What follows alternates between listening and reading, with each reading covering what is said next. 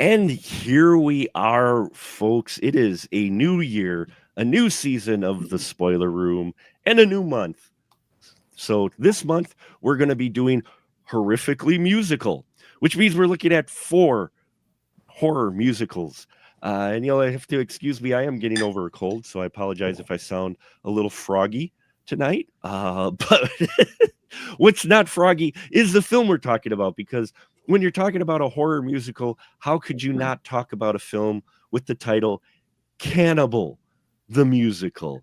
Yes, before Matt Stone and Trey Parker were Matt Stone and Trey Parker that we know, they came out with a little musical called Cannibal the Musical, and it was picked up by Troma, and we are here tonight to talk about it. And I've got a wonderful full deck of crew members to join us. So thank you for venturing down the stairs, pulling up a chair to talk movie spoilers as we discuss Cannibal the Musical. First, he's back with us from The Last Drive-In, many other things. The man, the myth, the legend. It is Mr. Joe Randazzo. Hey, everyone. Glad to have you here. And with us, 2 people I can't think of any better to talk about a Troma film. Not only Joe, but Shanta. We didn't scare her off. She is back with us from Hex and Arcane. How you doing, Shanta? Wonderful. How are you? Doing good. So glad to have you back. And Angelique Bone is back with us, made not so tall. How you doing, Angelique? Oh, my heart's as full as a baked potato. And my right-hand man who keeps coming back for more, who I hope this is a spadoinkle day for him. It is none other than Mr. Ian Simmons. How you doing, Ian? I'm doing great. It is a spadoinkle kind of evening, I guess, because the daytime is over, but I'm ready to get into it. Yeah. It is a spadoinkle kind of evening. So, wait, hold on, Mark. I've been thinking about this, and I didn't have time to look it up. Is that a real word? And if it is, yeah, it sounds almost Yiddish, and I just hope that I'm not cursing or saying something horribly offensive.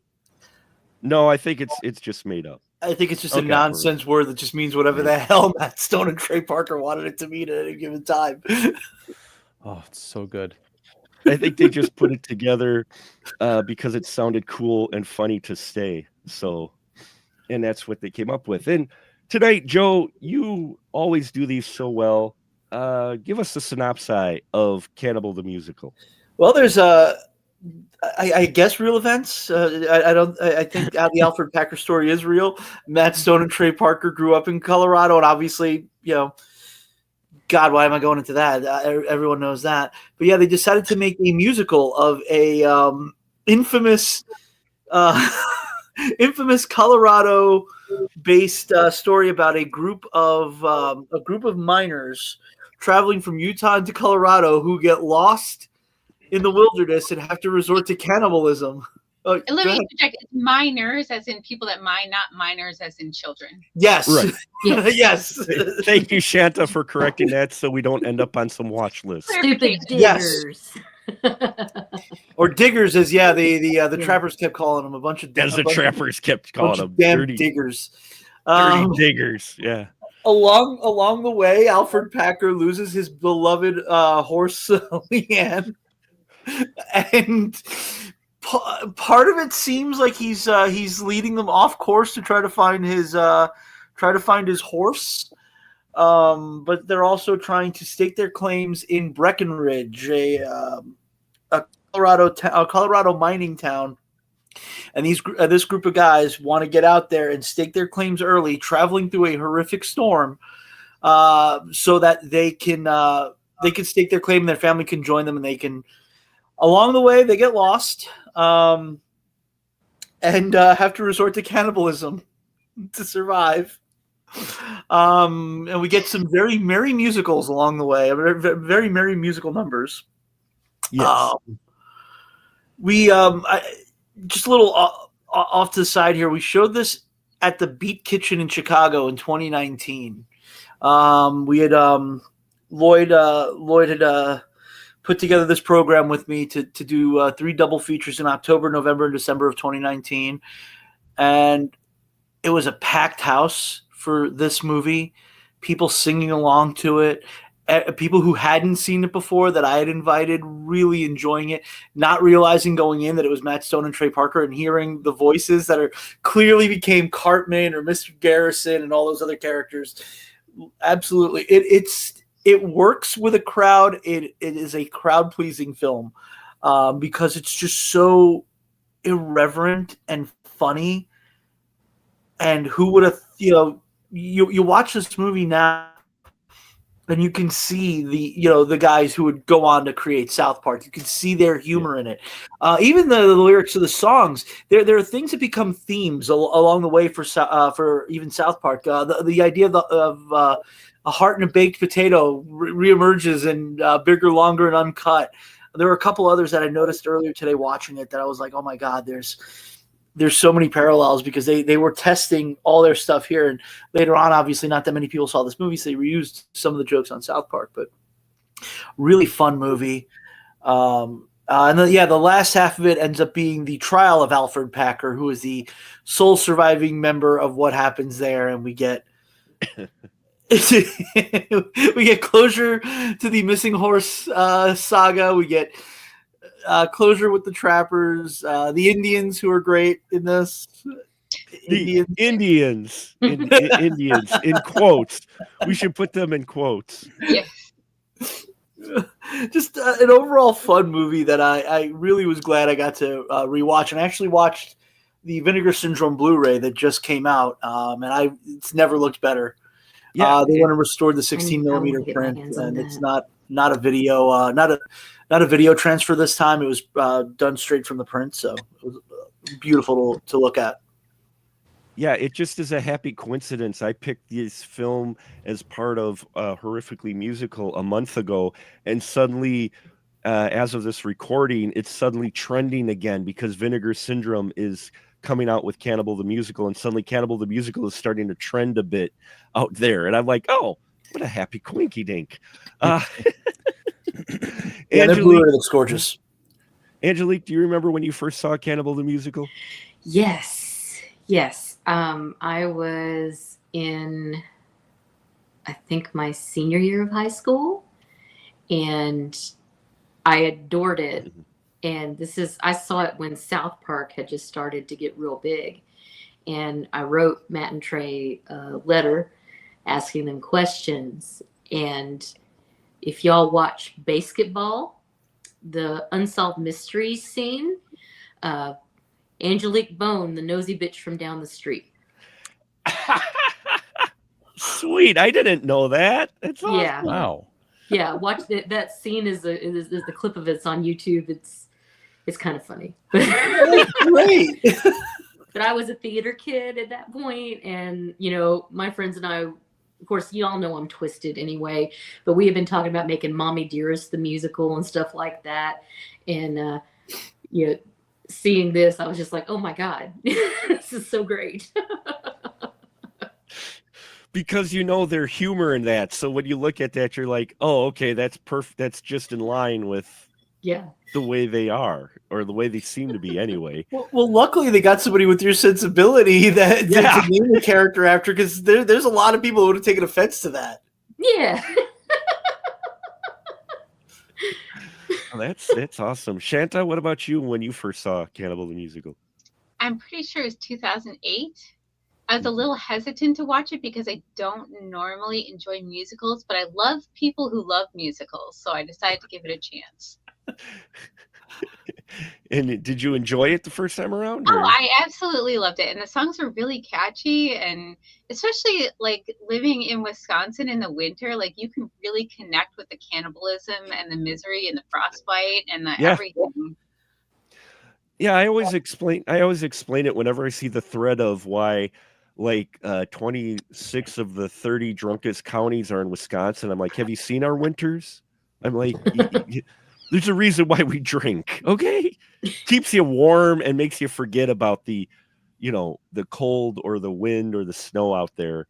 Alcohol was missing from Cannibal the Musical. It was. They're Mormons. Missing. Well, yeah, they are Mormons. So. I mean, there is a bar scene, but they pretty much were not drinking at all. That is true. I hadn't thought about that till now. But if you listen to the original commentary on the Trauma DVD, there was a lot of drinking going on there.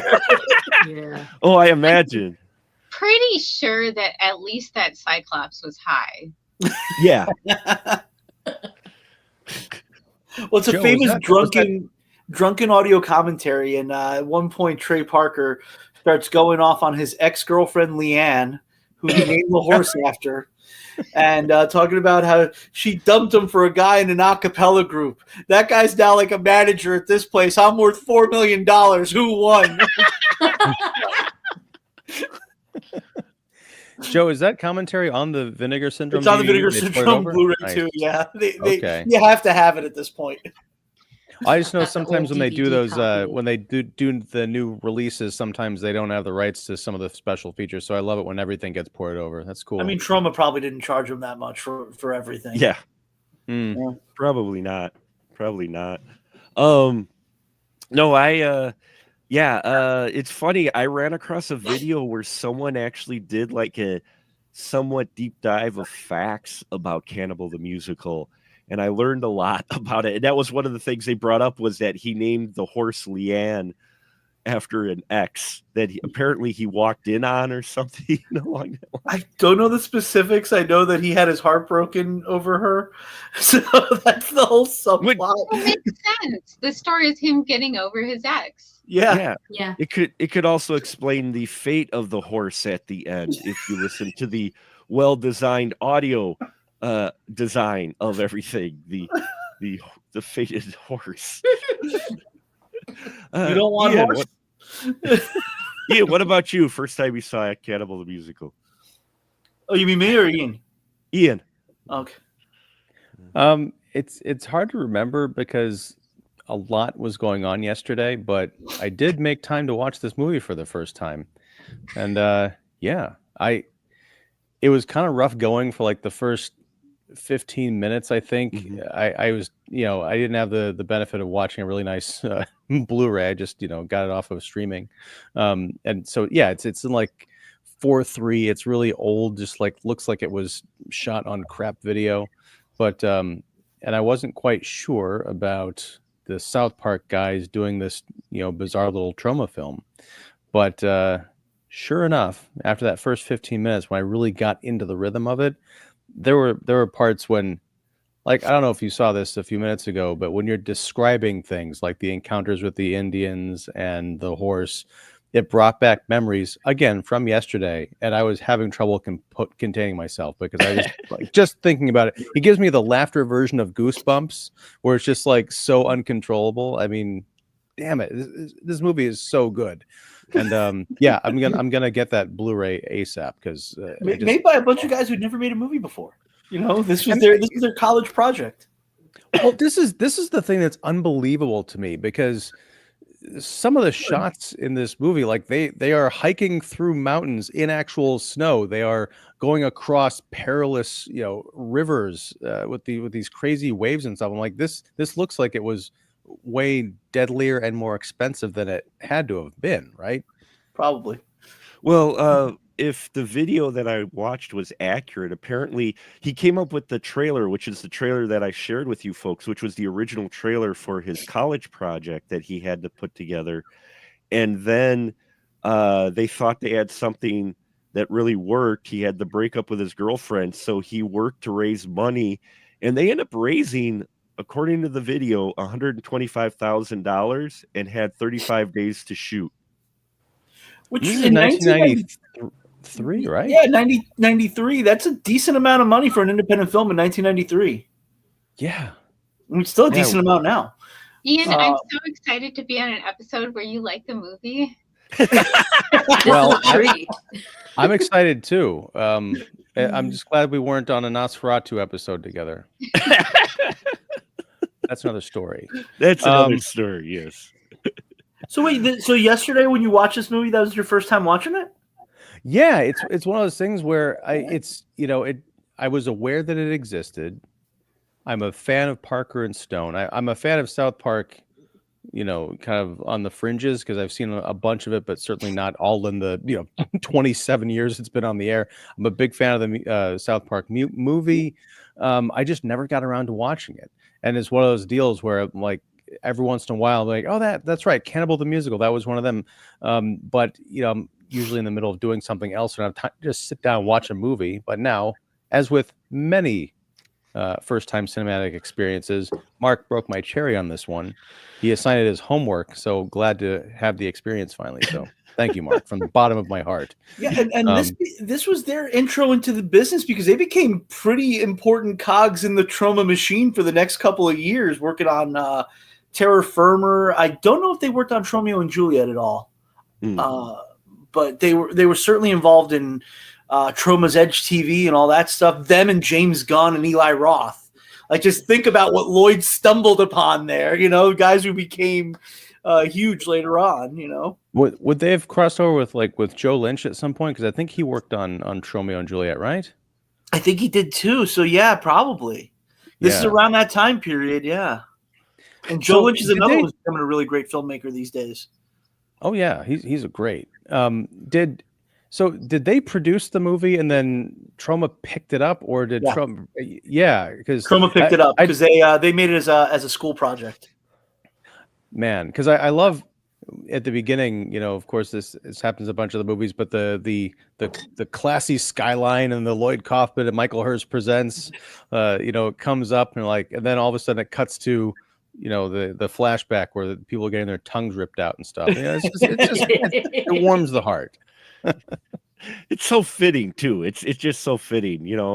I've grown to love that Troma intro. Just that music. It's one of those ingrained things because I used to rent so much when I was a kid. So when I watched it again, the minute I watch it, I'm like, it feels like comfort food. You hear that theme and you're just like, yeah, I'm settling in for something batshit crazy. Yeah, pretty much. Oh, real quick before I forget, Shanta, you gave me the second idea for a t-shirt this evening. The first time was off the air, but this one I want to share with you. Your statement, I love people who love musicals, that's got to be a shirt. I love that. That could be. I don't actually usually like musicals, but I love the enthusiasm and how much people who love musicals get into it. It's just wonderful. Like, those are my people, but I don't want to actually watch the musicals. But that's what's so perfect about the shirt, because you look at it, you're like, oh, she loves musicals. No, she loves people who loves musicals. So it's like, the subtext is right there. It's that passion. Yeah. I mean, you can tell Stone and Parker love musicals because they did their homework on this, man. This feels like if it wasn't for all the violence, this could be an old musical. It does. I was surprised by how scope. It does. And tiny movie. And the singing, of course. I mean, that the baked potato. It's so sweeping, but they're very good at it. And I was surprised by how relatively little cannibalism there was in the movie. I gotta say, the idea that the Cannibal the Musical is just like the hook, but it's not. There's maybe 5-10 minutes tops of actual cannibalism in this movie. The rest of it is just this wacky frontier thing, and I absolutely loved the little map drawings. Particularly when he's going out to try and go up over the ridge, and he ends up curly queuing back over the frontier path. Damn it, this movie is so good. I think there wasn't that much actual cannibalism because in order to really get into the spirit, you have to understand, since we're not usually cannibals, so you have to get into the psychology of what would turn somebody into a cannibal. So you have to have the full story. Yeah, that checks out. And also the frostbite. When they kept talking about frostbite, and then the people keep showing up with the little grayish green marks, and it's such a cheap effect. I don't know how they achieved it, but it's not like they had these open gaping sores, just like a little bit of grease pencil or something, and it really got the it got the point across. It was uncomfortable to look at. I relate to that so much right now. It's freezing out. Yeah, you guys probably got it worse than we did down here. It's cold down here, but up there in Wisconsin, I'm sorry, you guys. It's been frigid. It could be colder, but it's been frigid quite a bit up here in Wisconsin. So yeah. I'm gonna hush. Angelique's in God's country on God's time there. Balmy Savannah. Yeah. Suffering through that 85-degree blizzard going through, I'm Actually, sure. it was 61 today, so I've got on a sweater. I live for 61. I don't want high 80s, and I don't want 27 or whatever today is. Give me the 50s and 60s, and I am happy. That's where I live. Like I try to keep my house in the 60s. Anything above 68, I'm like, all right, stop. 82 to 105. Ugh, yeah, That's my range. Joe, when did you first see Cannibal the Musical? I actually before South Park, because I remember I used to rent a lot of Troma videos too, and I remember my cousin and I don't remember here's the thing, I don't remember what the movie we rented was, but I remember the trailer for Cannibal the Musical. And then I was at a sleepover at my cousin's house, and we were like, oh my God, we got to see this movie when it comes out. We were so excited about it that we brought the VHS tape back to my house and forced my brother to watch it. To watch the trailer. So like, we have to see this movie.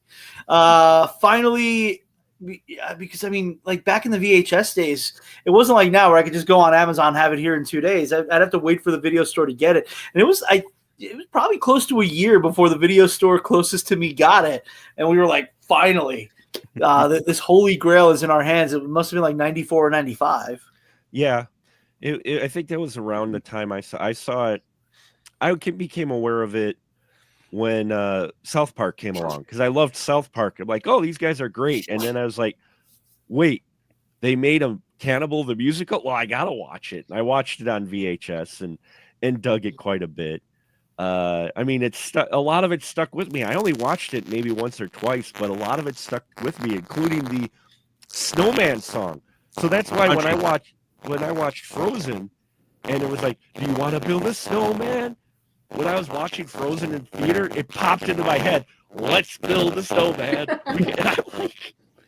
Mark, you're getting crunchy again. Yeah, like last week. So yeah. Yeah. I don't know what's going on with that. I think Shanta and I wound up singing "Let's Build a Snowman" while we were up in Port Jervis, New York. For I sing it all the time. That and Spadoinkle Day and the Trapper song sometimes. Oh, I've modified it to Spadoinkle Day for any day in the fall in Chicago. It's the sky is gray and all the leaves are dead. The sun is gone, never to return. Now I think you know precisely what I mean when I say it's a Chicago day. Yeah, whenever I'm getting up to like no good mischief, Spadoinkle goes in my head, or that's all we're asking for. That's all. Oh, that is. I went to I sing that all the time when they're like, we're tired of being sick, we're sick of being poor. Yeah, so relatable. That reprise, when it comes back and they're like all half dying and they sing the ironic version of that song and they can barely get the words out because they're so defeated. Yeah, it's again, like you said, Joe, like they are so deep into musicals and what makes them tick and being able to make them their own that, my God. Oh. Well, what's interesting about the reprise, it's not even sung. They're like speaking it more than singing it because they're like on their last leg, but just enough for you to realize that they're doing a reprisal of All I'm Asking For. They missed an opportunity because they could have done another reprisal at the end when the villagers gathering to watch the hanging it looked like they weren't going to get one. They could have snuck one more in there. But my favorite reprise is the reprise of Let's Build a Snowman. Yes, that is the best one. He gets like a couple seconds into it and it just starts with "Shut the fuck up," which you can absolutely hear, coming out of Stan or Kyle or any of them yelling at somebody to shut the fuck up and then just shooting them right in the head. And then he looks so happy when they look at his corpse. He's still grinning, he's still smiling. What's funny with me with that was when they are off camera and they talk about deciding to eat him, and he starts carving, and they're like, "I don't want the butt meat." I was thinking of the other film that I think came out either around this time or just after the first story of the team that got stranded in the Alps and had to resort to Ravenous? Alive. Alive. Okay. Mm-hmm. Yeah, I thought of Alive, and so when they started talking about carving the butt meat, I immediately thought of that film because that's what they did. They showed them, they carved the butt meat off first. I mean, butt's nice and fatty, and yeah, you got to go somewhere where there's going to be a lot of fat, right? So that's. I know too much about cannibalism. I'm sorry. It's a Wisconsin pastime, so it is. It is. We helped put cannibalism on the map. You really did. I love that they referenced the Donner Party.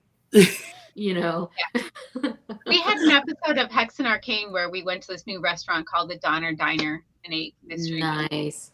Well, you know, the surviving Donner Party member opened a restaurant. Did they? Yes. Perfect. Yeah. Oh, if you read The Indifferent Stars Above, you know, they've got, you know, tracking the few that survived, and one of them opened a restaurant. Yeah. Was a specialty dish called beef Stewart. And that to be a thing. Well, you know, they always said Ed Gein had the best venison in the county, so you know. Would he be the most famous cannibal ever now? Dahmer. You think Dahmer? Yeah, maybe Dahmer. Dahmer. I think for a newer generation, Dahmer. I think for us older folk, it is Ed Gein. Albert Fish too. Yeah, which, by the way, Vinegar Syndrome is releasing Deranged, which I think is the best movie ever made about Ed Gein. If you guys haven't seen that, it's a 1974 film. The filmmakers from Children Shouldn't Play with Dead Things. So, wow.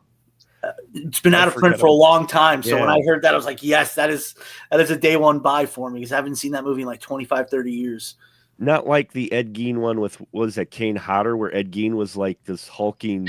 I never saw that one. Oh my God. That was good, but at the same time, I'm watching it going, it's not Ed Gein. He was a little guy. Spindly dude. I really love the one that was made during that debate. I can't remember what studio did, but they did Gacy, they did Bundy and Gein, and just that scene where he's in his lady suit, just going whoa at the moon. I'm like, sounds like one of those like early 2000s Lionsgate movie, because they were like every other week it seemed like Lionsgate was coming out with another serial killer movie. Half the time Uli Lamel was directing them, and they were made for like $10. But what the hell, they were making money on them. Well, one of the things that didn't look cheap in Cannibal the Musical, and you can understand what that budget was, if it is true that they raised $125,000, a lot of that must have went to effects, because the practical effects for a low budget film like this were damn impressive. Yeah, they were great. They were phenomenal. Absolutely. I mean, Shanta, what'd you think of Cyclops? I mean, his squirting eye, for crying out loud. I loved it. It was great. I mean, you go ahead. I like that they all know him as Cyclops. Like he didn't even have a name. They're just like, oh yeah, Cyclops.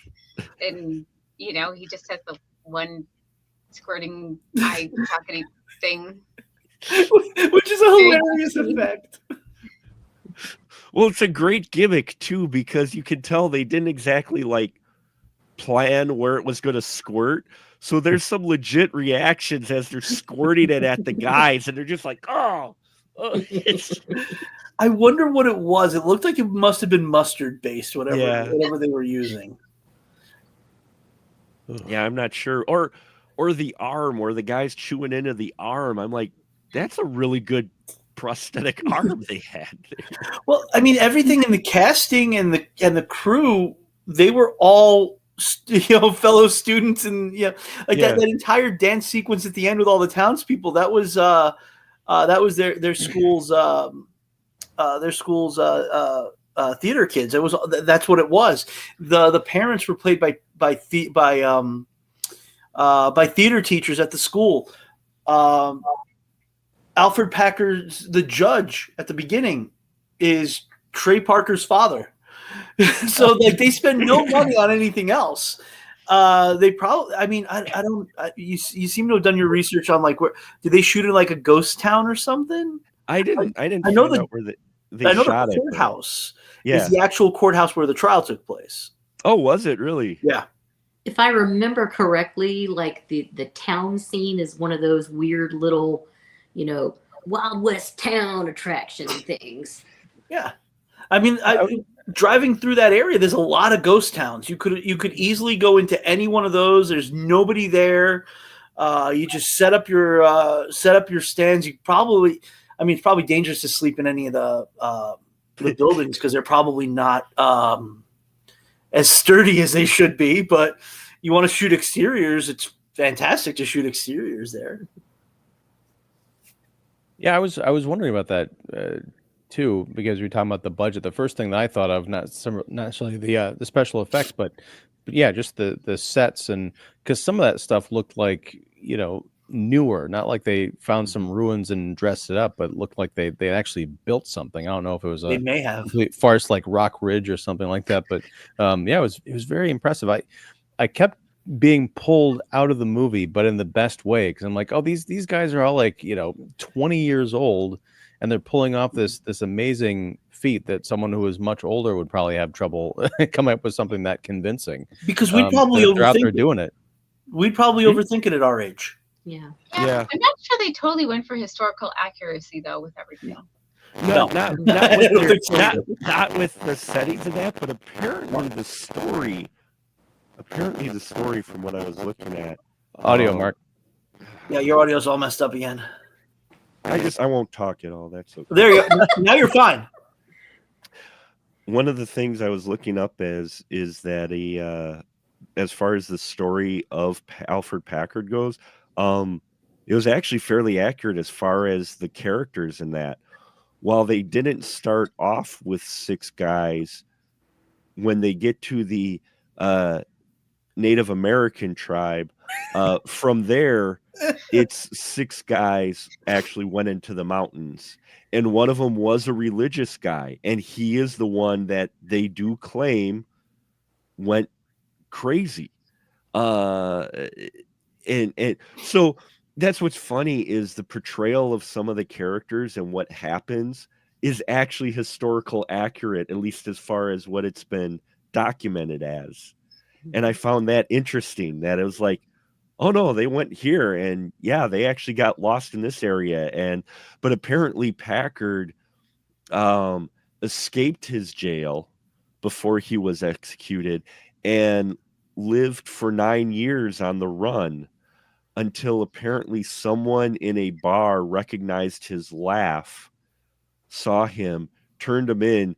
He came back. They brought him back to Colorado and then hung him.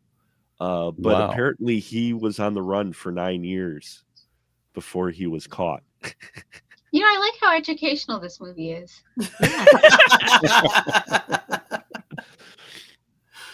One of the gimmicks I really loved was the guy who wouldn't die. Well, especially when he shows up at the gallows at the end. That was a straight up Die Hard reference, I'm sure. Yeah, he just pops up, and then the chief pops up. What are your guys' thoughts on the Native Americans? Because it's almost as if played as no, we're not deliberately playing the Asian folks as Native Americans. It's like these are Asian folks living out in the woods acting like Native Americans. Right. That's what I think they were going for. Right. Yeah. And I think, and there's a difference in that. People may go, what? But I'm like, no, the guys show up, and when these guys show up and say that they're Indians, they're like, I don't think these guys are Indians. Okay. Japanese. They're clearly speaking Japanese exactly the entire time. I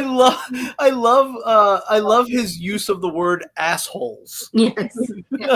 We had another group of assholes arrive earlier this week. Oh, you assholes must be the guys heading to Breckenridge. Something that's trippy watching this movie is for the time it was made, it was not as problematic as most things made in that time period when you watch it again. Like there was a few things, like they used the term Eskimo and stuff, But in hindsight, there isn't that much you can pick out that would be that problematic today.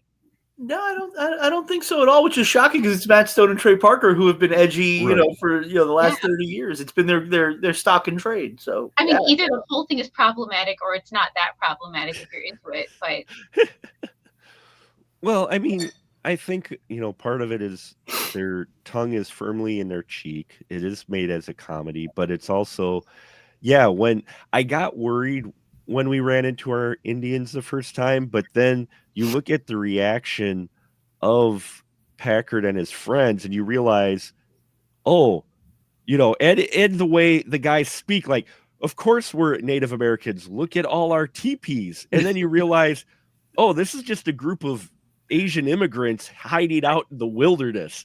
Yeah. Well, I guess they must be Indians. They have teepees. it reminded me of Invader Zim.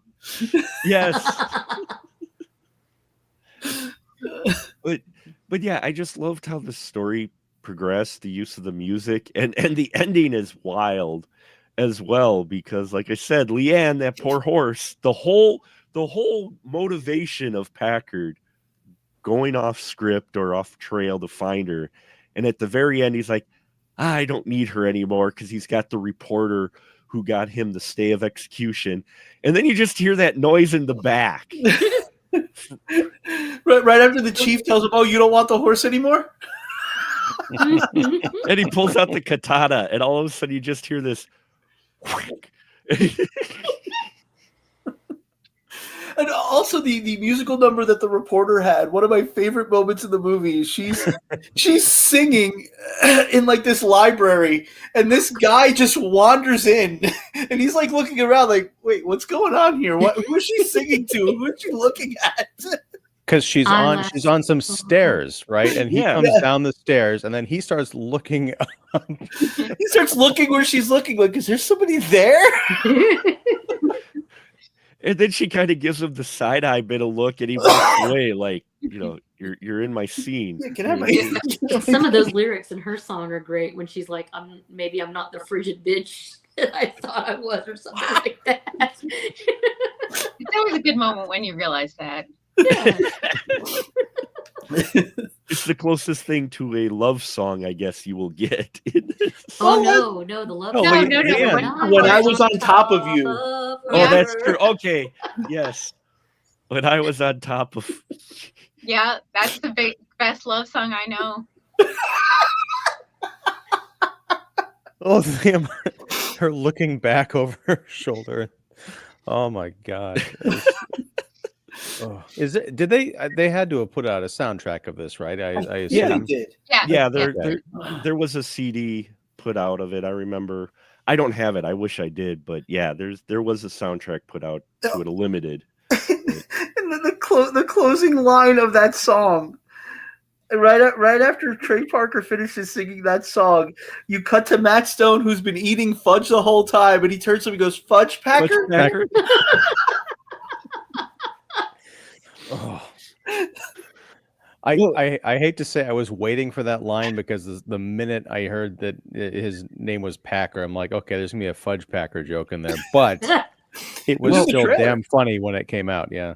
Well, so one of the best things for comedy, especially with gimmicks, that I think is missed by a lot of, especially modern comedies, is the setup of a gimmick. Because they buy fudge in the county store earlier. Mm-hmm. Yeah. And if you haven't seen the film before, you wouldn't think of it. But the second time, or third time when you watch it and you hear him, you guys want to buy? Oh, they have fudge. I immediately think of the joke that comes later for Fudge Packer. And I'm like, there's the setup for it. The general store where I think it is introduced by Cartman's voice singing "This Bedorkle Day." Yes. It's clearly Cartman's voice. Yes, it is. Even on the subtitles, it says Cartman's voice. Oh, does it? Yeah. Really? Yeah. Well, it is iconic. It is. Yeah. It is an iconic voice. So, yeah, I heard that too. I'm like, oh man, I don't remember hearing that the first time, but yeah, there's Cartman right there singing singing a Spadoinkle Day. It's really unfortunate he wasn't with them. Otherwise, he would have been, screw you guys, I'm going home. And they all followed him. Well, I mean, somebody could have had that line at some point. It would have been awesome.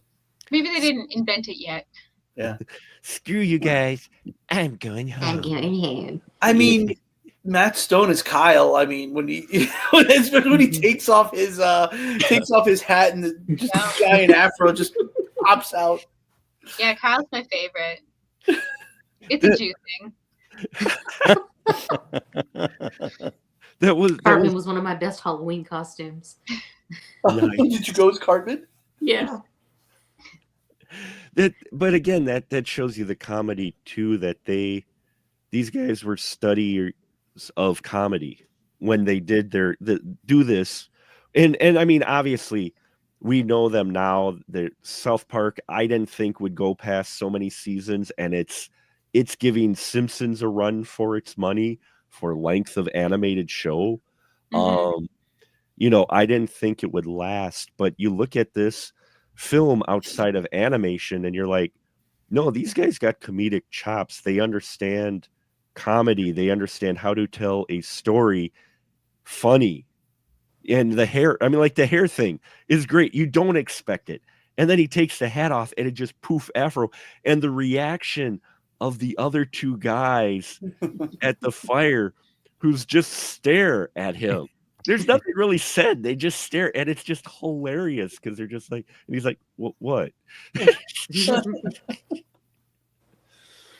But there's a lot of those moments in here where that comedy is where people say less, than saying more. It's the visual aspect or the actors. I mean, you look at all these guys, considering this is a student film, the acting isn't bad in this, actually.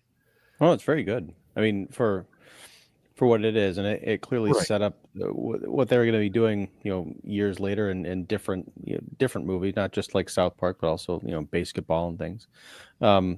It's hard to believe this thing is 32 years old this year.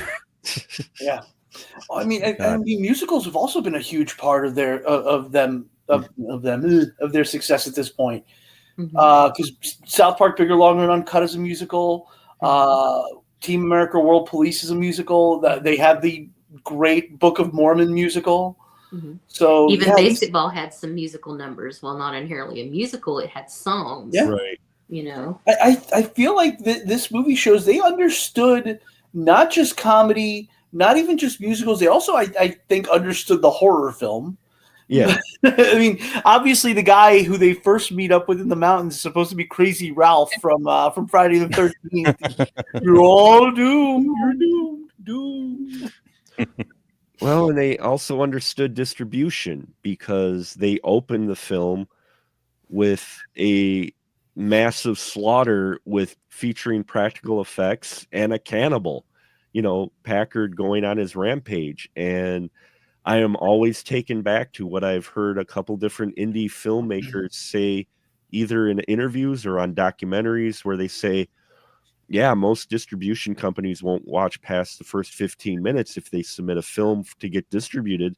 So that's why you get a lot of those stingers at the beginning of films and that to capture the distributor to go, oh, okay, this is what type of film it is. And if you look at this, it's classic that way. I mean, it opens with Packard going on a cannibal rampage, pulling out one of the better realistic tongues I've ever seen in a horror film, pulling it completely out, but just going on that rampage and showing the prosthetics and the directing and everything. And I mean, if I was a distributor and I watched the first few minutes of this film, I'm like, oh yeah, okay, I got to see the rest of this because, wow, you guys put some effort into it. Yeah, that scene where the dummy head with the kind of elongated mouth as he's pulling out the tongue, that jaw, mouth, and nose reminded me of the Bruce Campbell prosthetic from Army of Darkness, where he kind of gets his face stuck in the vortex and he pulls it all out. Well, the same year they did this. Yeah.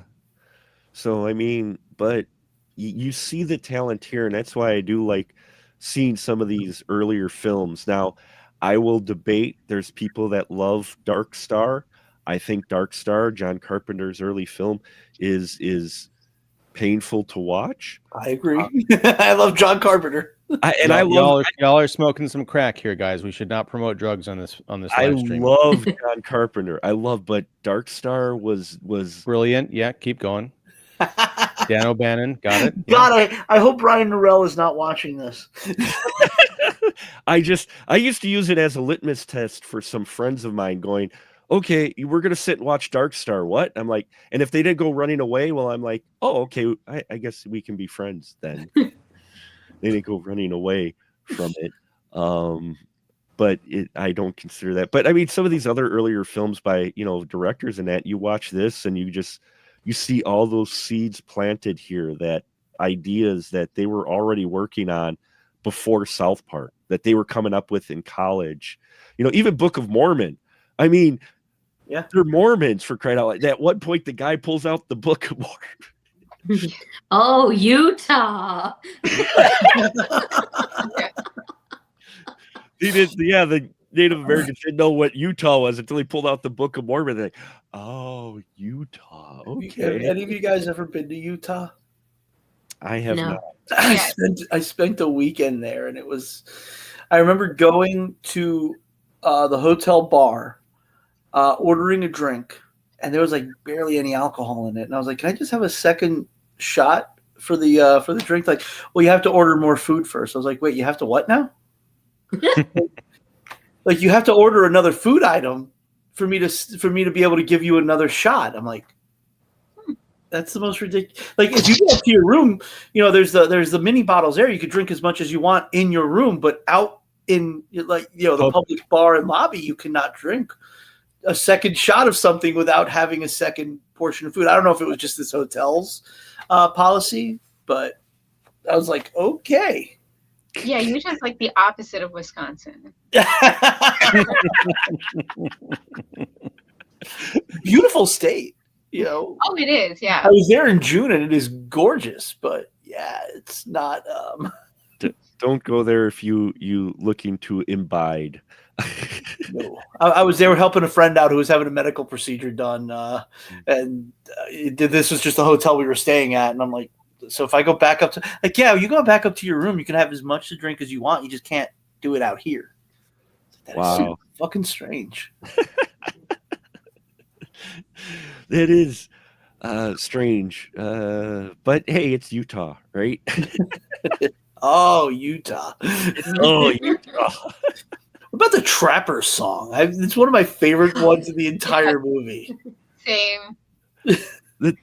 The Trapper song is great because you get that trio and then they start doing that choir that. I love their argument about what key they're singing in. Yes. Yeah, that's so smart.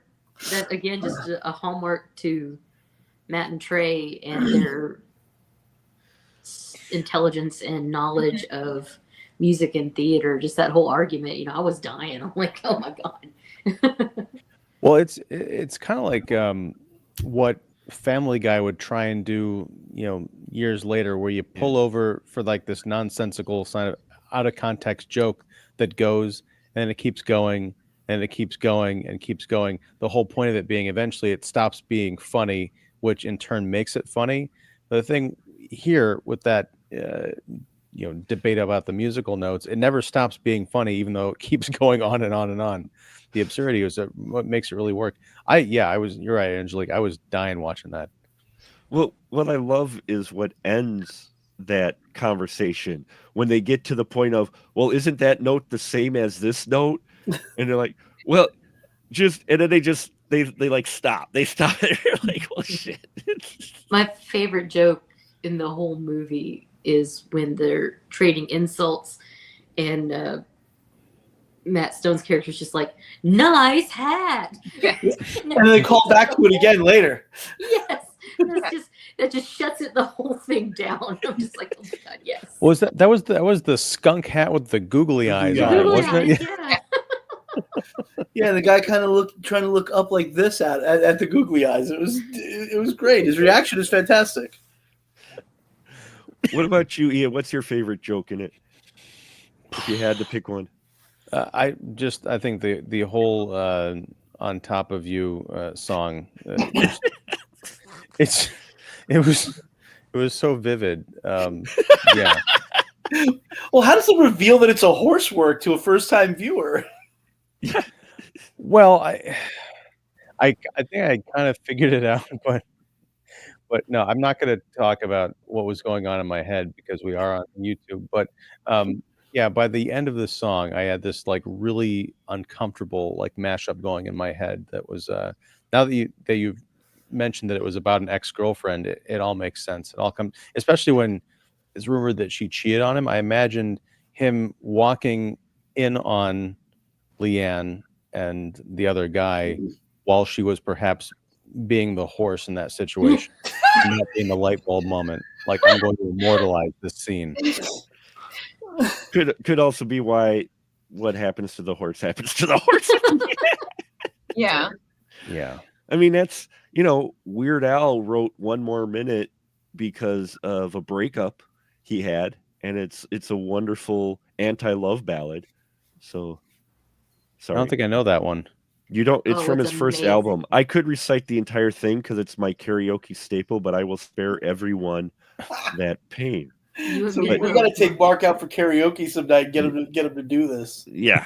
So, yeah. One More Minute. Weird Al. Excellent. Not anti-love song. Just you trust me on that one. Shanta, what about you? Your favorite joke in this? If you had to pick one. I think my favorite moment was when they started singing "Let's Build a Snowman" again. And they shoot him.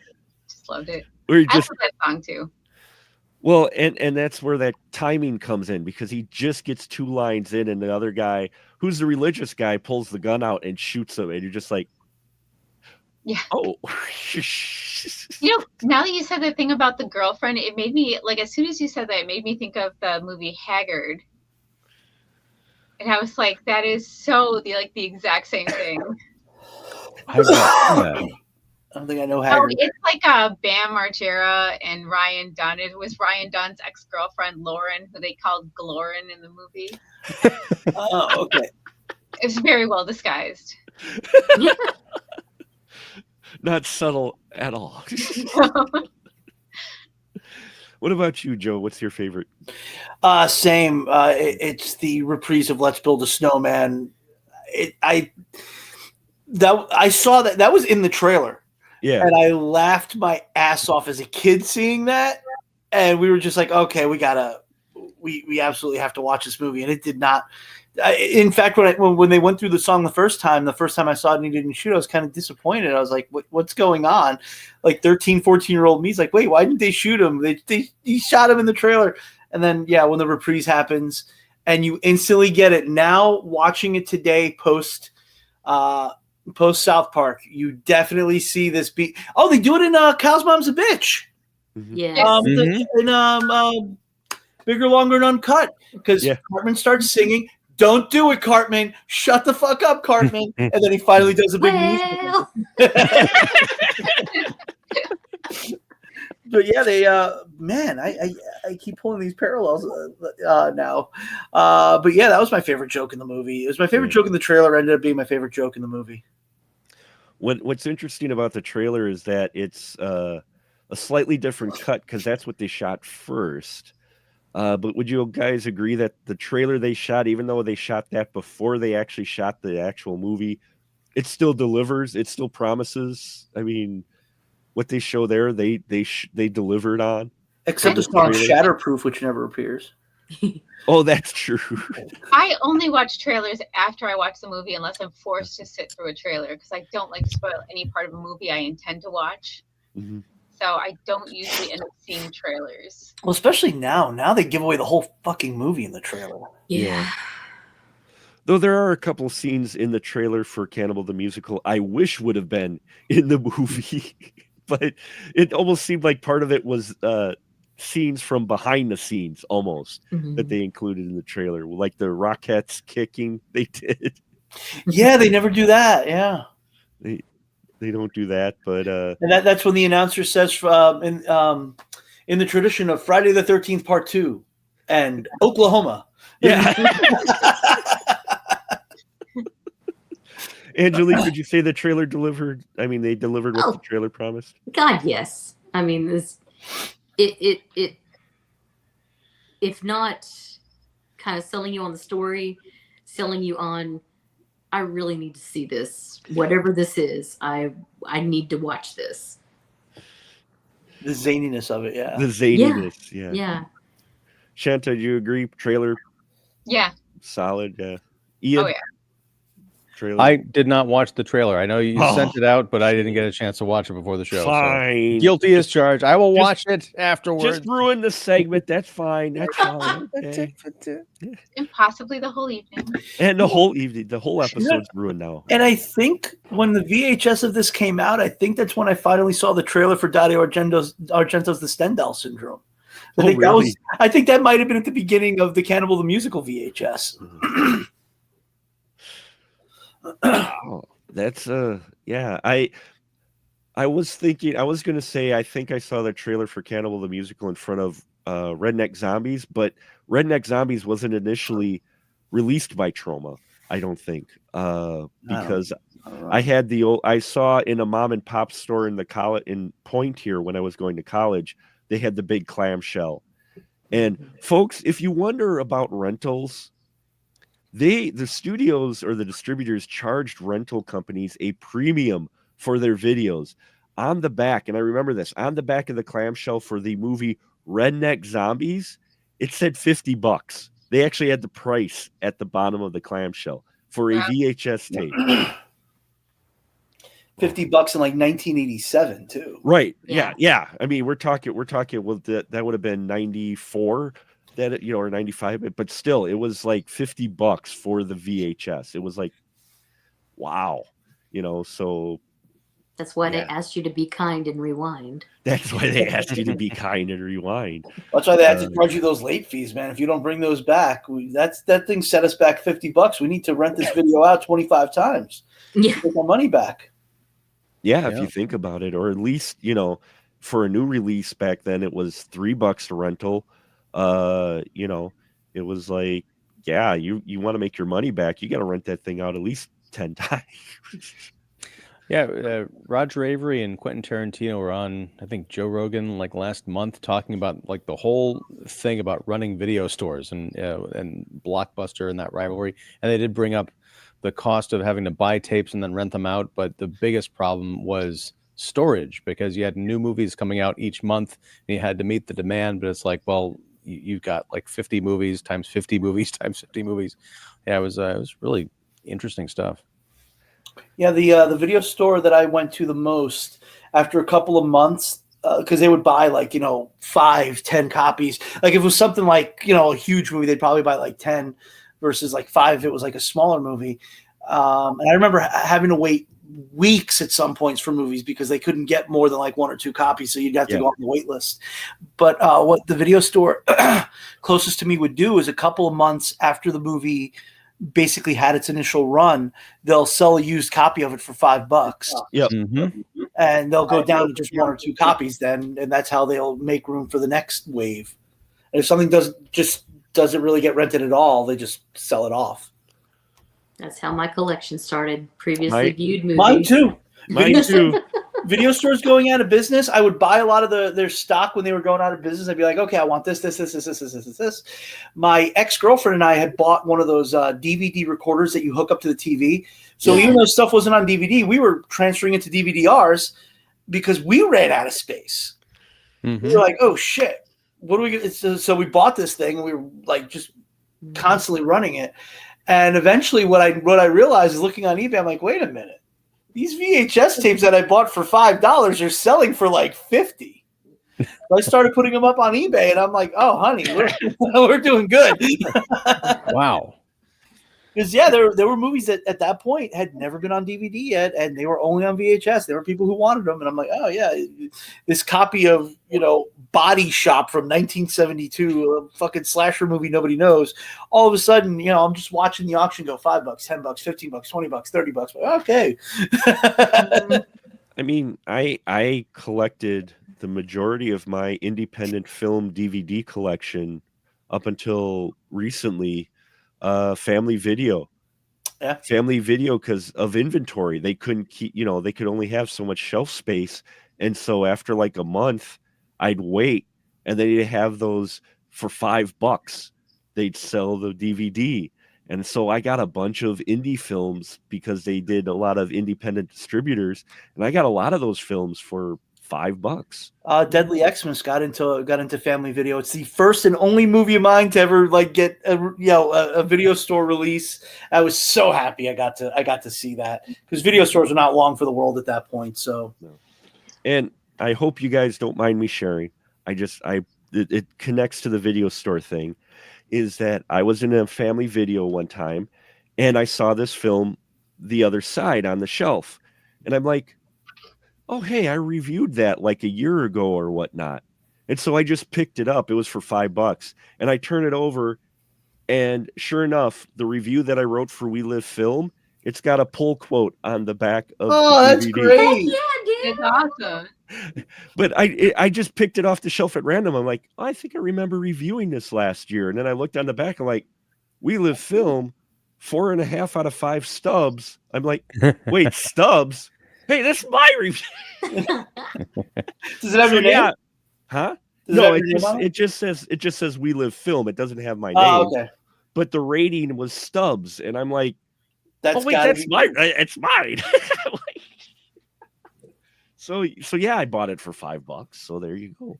I mean, we should all have a little vanity shelf whenever our name gets on a box. I have one. Oh, do you? Shelf, but yeah. Eventually when Shakespeare Shitstorm's supposed to get a physical release, they said this month. I haven't seen anything though. I saw it mentioned that they were going to at least do streaming for Shakespeare Shitstorm this month. But I'm not sure that's fine, but that's how I watch things anyway. So what's that? That's how I watch things anyway. So that's fine with me. Yeah, but it's more having something on the shelf that you worked on. Yeah, I do need that. Because so far I think the only film of yours that actually had a physical release is Faces of Fear. No, there was a ton. It's just they were independent. Oh, they weren't you could buy the DVD through the filmmaker. Right. Yeah, I have a bunch of the DVDs. So my ego shelf is like the DVDs for the movies I was in and my college diplomas. That's it. Nice. So wait, what was it? Yeah, my first time on a DVD box was incidentally on a Trauma film and a musical. So on Mr. Bricks, a heavy metal murder musical. And I've seen that. Actually. Oh, what'd you think of it? It was interesting. That's because it's starring the guy that had the full black tattoo, right? Yeah, his tattoo, like his face is like completely the whole tattooed. head. Yeah. And yeah, I remember. God, Justin, if you're watching this, thank you for this. I mean, thank you for a lot of things, but thank you for this because I helped produce the film, and I was one of the executive producers on it, and the other people I think were like people related to him because they have his last name. But the executive producers were Lloyd Kaufman, Michael Hers, and my name was right beneath theirs. I was like, and when I wasn't sure if he meant to do it intentionally because he didn't do it alphabetically. So when I saw him next, I was like, did you? He goes, yeah, I thought you'd catch that. I'm like, that is so cool of you. Thank you. Like I have my name right below Lloyd and Michael's. That was the greatest thing in the world. Sounds like a very spadoinkle day for you. It was a spadoinkle day. And this has been a spadoinkle episode. Pardon my fuzziness and my frogness, but you all have been wonderful. Hope everyone enjoyed Cannibal the Musical discussion as we kick off 2025 season here, our 12th season of the Spoiler Room. And this is number 520 episode that we're starting with. So, we're still around and people are still listening, so we appreciate that very much. And before we get to everyone here, because I definitely want people to know, I want to do another little segment here. I got this book from a friend of mine for Christmas, said movie title typos. I don't know if you've seen this or not, but basically it is making movies better by subtracting one letter. So it takes movie titles and removes exactly one character from the movie title. So we'll start with page 1. And it starts with 0 things I hate about you instead of 10 things I hate about you. And it says, Kat realizes there's nothing she hates about her boyfriend, but a whole lot she doesn't like. The author is Austin Light. It's hilarious. And yeah, until we get through all these, I think I'll be reading these once a week, so deal with it. But yeah, they're quite funny, some of them in here. But we appreciate you all, folks, to listening out there. Hope you're going to enjoy this new year. We got a lot of great movies lined up. And I've got a lot of great crew members here that I want to give a license to shill to. So the floor is yours. Angelique, you are first, ma'am. What do you got to shill? Right now, keep your eyes on my Facebook because Frankenflix is going to get started this month, and some more Tub of Terror segments are coming out because I have a whole pile of books I need to read. Yeah, I can't wait for that Frankenflix. It's going to be, I think you've got a wiener of a concept there. So. Sorry, I had to. No, I love it. Ian, what do you got to shill, sir? Well, nothing as great as that Oscar Mayer worthy idea. But sorry. No, I run Kicking the Seat, which you can find at kickseat.com and also on YouTube. And I'm here every Monday talking movies with Mark and his awesome crew. Yeah, I'm really looking forward to this year, the big 5-0, and also the other horror musicals we have coming up. Because yeah, it's been a long time for some of them. And the Great White Whale, Rocky Horror Picture Show. I've never seen the whole thing, so I'm gonna do it for you, Mark. I'm gonna watch it finally. I appreciate that. That'll be next week, actually, that we do Rocky Horror. So prepare yourselves accordingly, folks. And Ashanta, license to shill is yours. What do you got? Other than doing the time warp all the time on my personal time, I am a horror host for Hex and Arcane. I'm one half of it. I play Celeste Parker. My partner's Morgan Parker. You can watch our show on, well, if you're in Wisconsin, Kenosha TV, Chicago area, we're on Can TV. We're sometimes on Detroit area. And you can find us on our YouTube channel. Eventually, they'll be back. But also, www.hexandarcane.com. You can keep up with what we're doing. We do a lot of stuff on our Facebook page, giveaways, fun stuff. So find us, Hex and Arcane, on pretty much every social media. Awesome stuff. And Joe, you got anything to plug, sir? Well, not personally, but we are doing a trauma movie. Last week was Lloyd Kaufman's birthday, and Shanta and I both worked on a few trauma movies. So why don't we plug their streaming service, watch.trauma.com. I think they're probably still doing the first month free, and then it's $5 a month, and you get the entire trauma library. You could see Shanta as redheaded stripper in Shakespeare's Shitstorm. And soon you'll see her in The Power of Positive Murder. So happy birthday, Lloyd, and maybe I'll see you later this month when I'm back east. And there is something I mentioned last week. This is the last episode of the year, and that's that this week I was going to try, or this year, I was going to try to make it a point every single week to try to watch one Best Picture nominated movie, because I'm like, there's 600 something of them, and I've only seen 172. So I went and looked at my collection, and luckily on Letterboxd there's a list of all the Best Picture nominees. And since I put my physical media collection up there, I went up there and I sorted all of them by what I own, and then I removed the ones I've seen. So I have 36 of them on physical media. So I'm like, okay, let's start with those 36. I watched Winter's Bone last week, which I had never seen. Absolutely fantastic. I should have seen it a long time ago because John Hawke and Jennifer Lawrence are fantastic in it. It's actually a very good crime mystery. So I'm going to try to do that. I'm going to try to every single week. I'm going to try to do that this year, and I succeeded in week number 1. Let's see how long I can keep this going. Was Winter's Bone, that was after her Hunger Games run, wasn't it? No, or that was her debut. That was her debut. Okay, that's what I thought. I was wondering. I was going to say that put her on the map, but yeah, I remember them talk Winter's Bone and talking about her, and then Hunger Games right after. So yeah, I've never seen the Hunger Games movie, so I don't know when those came out. Oh, the first one's great, and then after that, they get progressively worse and longer. Which is what happens with a lot of these things. I felt that way about the Purge movies. I was like, the first one's fantastic. Okay, it's not as good. It's not as good. Just incrementally getting worse. And alas, I will be different than you folks. I enjoy all the Purge films in various degrees, and I didn't say I hate any of them. And the Hunger Games the first ones one's as well. still the best one. I will say the first Hunger Game. Actually, for me, the second Hunger Games was probably the best one. But I enjoyed that one more than the first one. The third one that was in 2 parts, I was like, yeah. But I heard the book is similar to that too, though. So yeah. But Ian, you'd be proud with the Hunger Games. I read the first 2 books. I read them before I saw the movies. So I read the first Hunger Games before I saw the film, and I read the second Hunger Games before I saw the film. So I do read occasionally when words don't. Yeah, but that was like 15 years ago, Mark. I'm working on John Jackson Miller's Batman Resurrection, that one book. So and I've got my comics. I read comics, so that does count. John just started a great classic literature page on Facebook. It's it's working kind of like a book club. Oh, nice. Yeah, it was meant to be kind of a book club for anyone who wanted to join, but a little bit less structured, more like casual, relaxed. Yeah. Cool.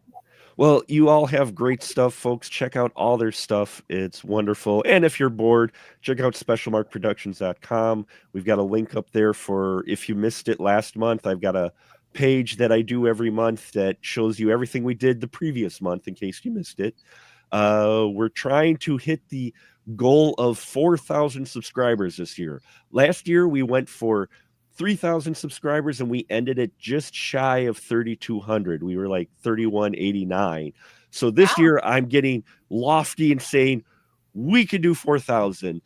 Subs aren't exactly why I do this, but it's always good to have a goal, and we can only hit that with your help, folks. Thank you for listening and watching us ramble. And next week, yes, we will be doing the time warp with Rocky Horror Picture Show and spinning the wheel of random to see what next month's theme will be. So stay tuned for that. Thank you all.